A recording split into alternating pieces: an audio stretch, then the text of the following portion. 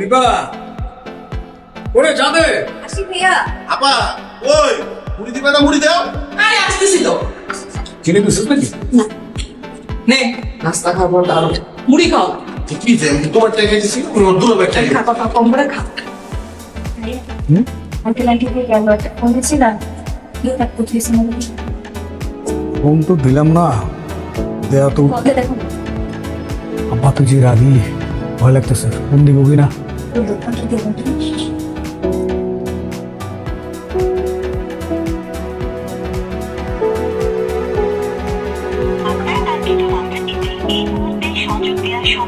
আব্বা তো ফোন বন্ধ, আব্বার ফোন বন্ধ। বন্ধ তো থাকবো, আর বন্ধ না থাকলে আপনি ধরবেন না, কারণ তোর আমার কাছে যে তার রাগ শরীর ভর্তি আছে শুধু ইগো আর ইগো। না হলে এত ঘটনা ঘটে। আর তাছাড়া উনি তো তোমাকে ছেলেই মনে করে না, ওনার আচরণ দেখলে মনে হয় যে তুমি তার আপার ছেলে আর সে হচ্ছে তার আপন ছেলে।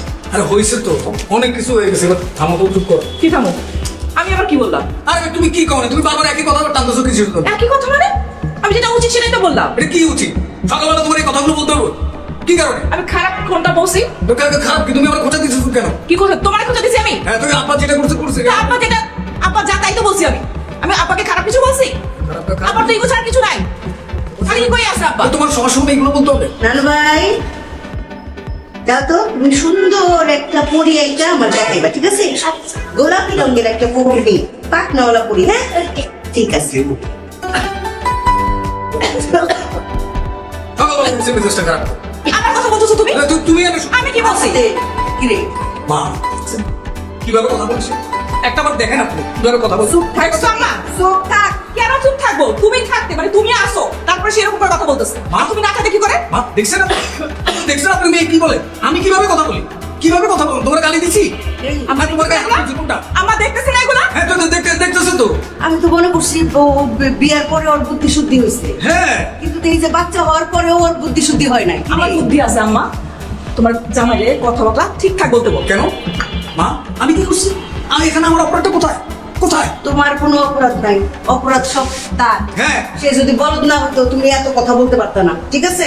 আর তোমার মাইয়াটা এখানে বসা, তোমারও চিন্তা থাকা উচিত ছিল। যাও শার্ট প্যান্ট পরে অফিসে যাও। মা, আমি তো এইটাই বলতেছিলাম যে সবার সামনে কেন তোমার বলতে হবে এগুলো?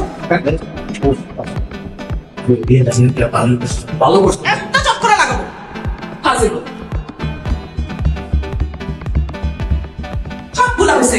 হাসি বিয়ের আগে যদি জানতাম এত বলো, এই যে আমার কাছে তো তোর বিয়েই দিতাম না। হ্যাঁ এই যে গুনগুন করে যে বলতেছিলা, দিলা ভাই আঙ্কেল একটু কি পৌঁছেছি কিনা একটু ফোন দিয়ে দেখেন। হ্যাঁ কার কথা জানতে চাও? সাথে যে ওই যে বান্দরটা আছে, সার্কাসের বান্দর, তার লিগা কি পরাণ ফুটতেছে? হ্যাঁ যদি এতই পরাণ পুড়ে তাহলে ঠাডা দেয় একটু তাপ্পর। হ্যাঁ যদি ভিতরে কোনো কিছু ঢুকা থাকে না, ওটা বমি করে বাইক করে দাও।